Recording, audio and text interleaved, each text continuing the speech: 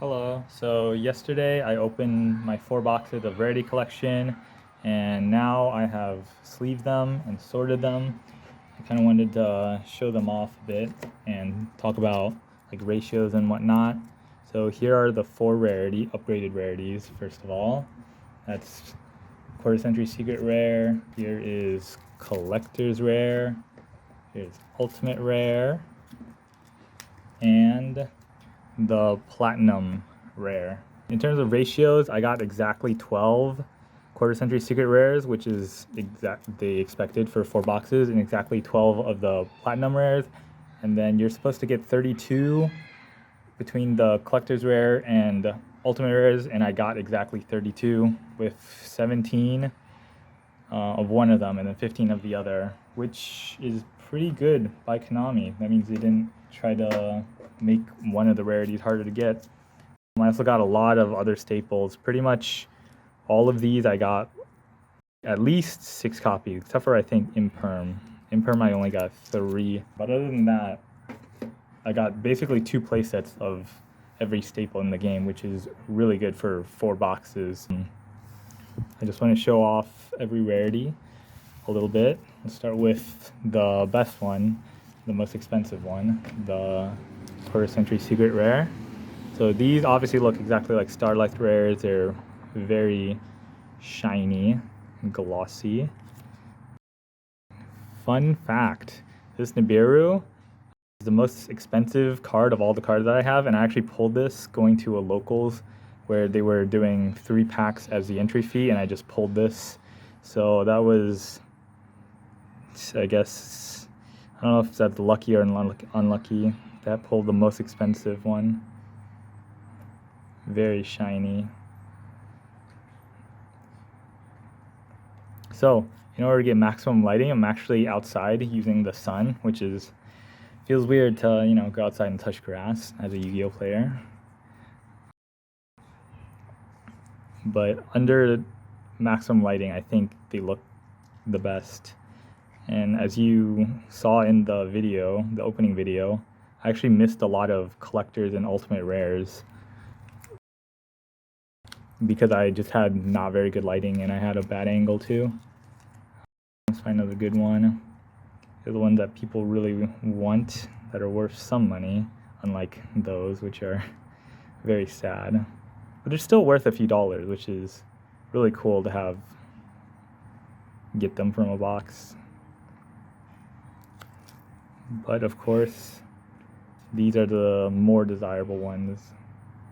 But overall, every quarter century secret rare basically looks the same.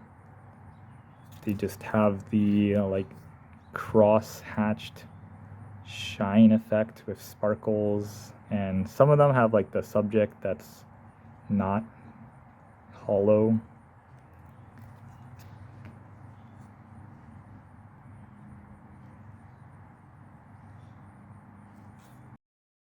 Lightning Storm. This is a pretty good one. And Borreload Savage. Borreload Savage, unfortunately, the dragon itself on there is very flat. But the rest of the card is very holographic. The next ones are the collector's rares. These are just overall, these are like the second sparkliest. You can see all the dots on the side, and the edges have that really cool texturing that you can tell. And of course, the entire art has a bit of texture on it. This is, for most cards, this is the second most desirable. Let's find a good one. Yeah, this one is pretty textured on the card art itself, which makes it look a lot better. It actually depends on cards, so that's kind of weird. That's also why the prices are different between, for some cards the ultimate rares are more expensive, and some cards the collector's rare is more expensive. But obviously the quarter century is the most expensive. Oh, this one might be one of my favorite. It's very textured on the art itself, and that looks really good. And in comparison, this is really flat. Even though it's textured, it's like, it looks very flat to me. even under really good lighting, so I don't like that one. These are bad. Unfortunate pull, some of them. Show off these too. Yeah, this one, you can see the ring behind it is pretty well textured. Lone Fire.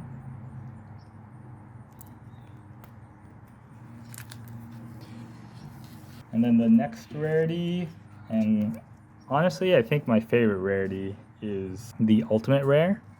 So the way the Ultimate Rares look is that the entire card has a texture, like a texture, as you can tell. There's some rainbow effect on border, and then the subject of the card art itself has like a glossy finish, which makes it really pop out and a little bit 3D.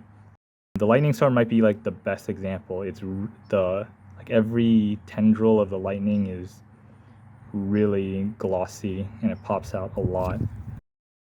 This is another really good one where the girl, the tour guide girl, pops out a lot compared to the background.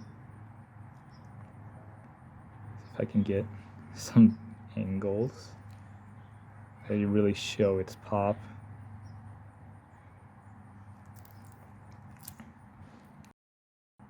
But because the glossy popping effect is different, this one's pretty good too. Some cards are better than others in terms of how much of it pops out, how much of it is glossy. Like this one has a lot of glossy. The entire character is glossy. And it's really glossy, which looks really good. And the Deer Servant's one of the sad ones. Like you can't see the glossy effect as much, and the characters are smaller.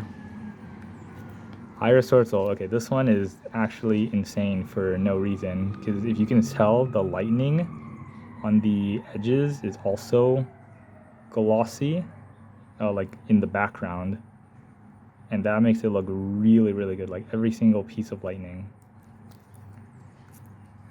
There's another good one where the fire is very glossy compared to the rainbow holographic textured background. And I really like that glossy contrast, which the prismatic and the quarter century and the collector's rares don't have. This one's another really nice one.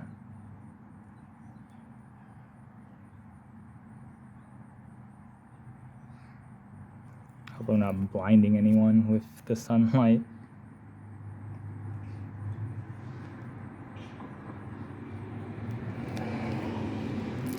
This is another sad one where there's basically no glossy pop, so it looks a lot worse than the collector's rare, which is just overall sparklier. This one has good pop to it. I like it.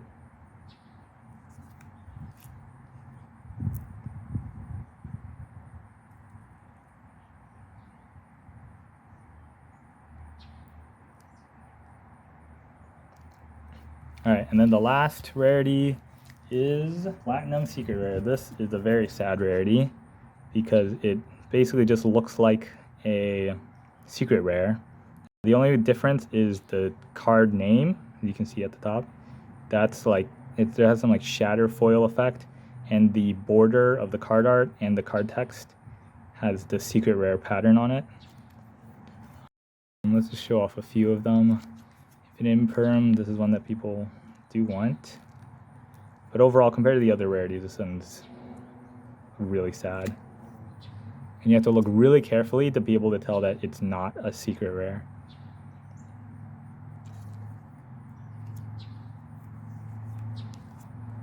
Lava Golem, very flat. That is how secret rares look. And that's it.